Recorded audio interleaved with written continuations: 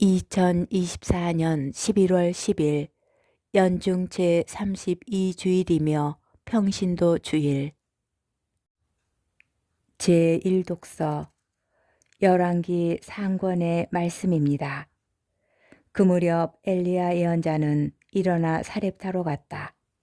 그가 성읍에 들어서는데 마침 한 과부가 땔감을 줍고 있었다. 엘리야가 그 여자를 부르고는 마실 물 한 그릇 좀 떠다 주시오 하고 청하였다. 그 여자가 물을 들어가는데 엘리야가 다시 불러서 말하였다.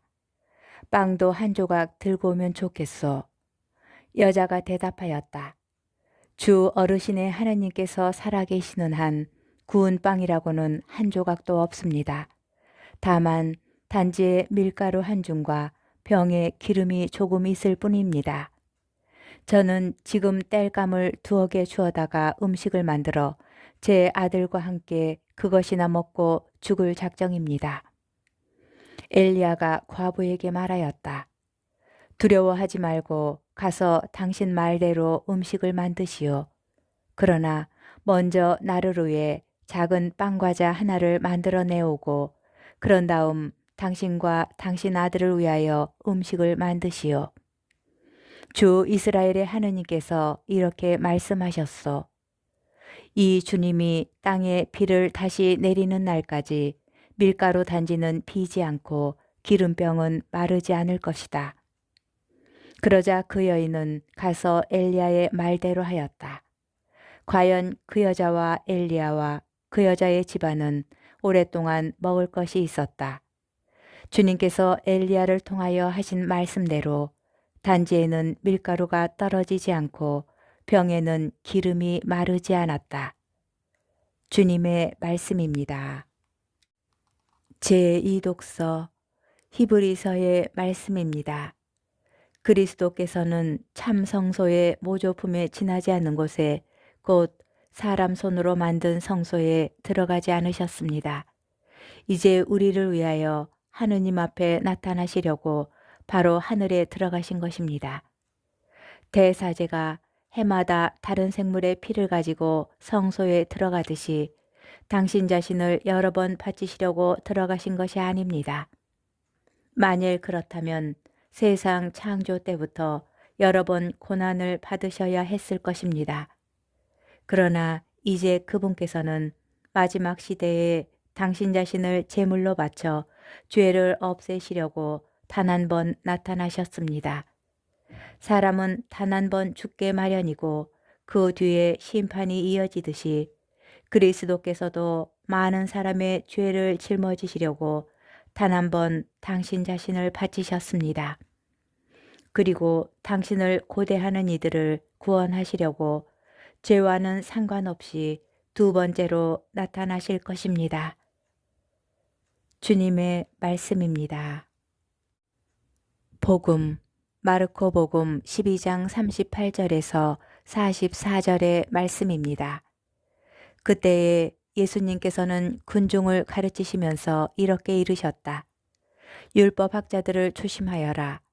그들은 긴 겉옷을 입고 나다니며 장터에서 인사받기를 즐기고 회당에서는 높은 자리를, 잔치 때에는 윗자리를 즐긴다. 그들은 과부들의 가산을 등쳐먹으면서 남에게 보이려고 기도는 길게 한다. 이러한 자들은 더 엄중히 단죄를 받을 것이다. 예수님께서 헌금함 맞은쪽에 앉으시어 사람들이 헌금함에 돈을 넣는 모습을 보고 계셨다. 많은 부자들이 큰 돈을 넣었다. 그런데 가난한 과부 한 사람이 와서 렙돈 2잎을 넣었다. 그것은 쿼드란스 한 잎인 셈이다. 예수님께서 제자들을 가까이 불러 이르셨다. 내가 진실로 너희에게 말한다. 저 가난한 과부가 헌금함에 돈을 넣은 다른 모든 사람보다 더 많이 넣었다. 저들은 모두 풍족한 데에서 얼마씩 넣었지만 저 과부는 궁핍한 가운데에서 가진 것을 곧 생활비를 모두 다 넣었기 때문이다. 주님의 말씀입니다. 오늘 복음에서 예수님께서는 과부의 정성을 눈여겨 보십니다. 부자들은 자신이 가진 것에서 얼마씩을 넣었지만 과부는 생활비를 모두 봉헌하였습니다. 만일 교회가 하느님께 자신을 봉헌한다면 어떤 모습일지 생각해 봅니다. 평신도는 성직자가 아닌 모든 신자를 뜻하고 교회 안에서 가장 많은 비율을 차지합니다. 그런데 교회의 가장 많은 부분을 차지하는 이들이 봉헌은 제 몫이 아니라고 생각하며 자신을 봉헌하지 않는다면 자신이 가진 것 가운데 얼마씩만 봉헌하는 부자와 별반 다르지 않을 것입니다. 교회의 봉헌이 과부의 봉헌과 같게 되려면 교회의 대부분을 구성하는 평신도들도 자신을 주님께 바쳐야 합니다. 예전에는 성직자나 수도자처럼 봉헌을 서약한 이들만 주님께 봉헌할 수 있었고 교회에 주어진 사명에 대한 책임도 그들에게 있다고 생각하였습니다. 그러나 지금 교회의 사명은 평신도를 포함한 온 교회의 책임이며 온 교회 구성원이 헌신하고 봉헌하여 함께 이 사명에 참여해야 한다고 여깁니다. 물론 새로운 교황님 한 분이 일으키시는 변화가 교회가 나아가는 방향을 바꿀 만큼 영향력이 매우 큽니다. 그러나 다른 모든 신앙인이 그 변화에 함께 하지 않는다면 교회는 바뀌지 않습니다. 새로 부임한 한 사제가 본당 공동체의 변화를 시작할 수 있습니다. 그러나 본당 신자들이 변화하지 않는다면 그 공동체는 바뀌지 않습니다. 평신도 주일을 맞이하여 모든 평신도 그리스도인이 교회에 자신을 봉헌하고 교회의 선교 사명에 책임을 다하여 참여하는 주님의 일꾼이 되기를 주님께 청합니다.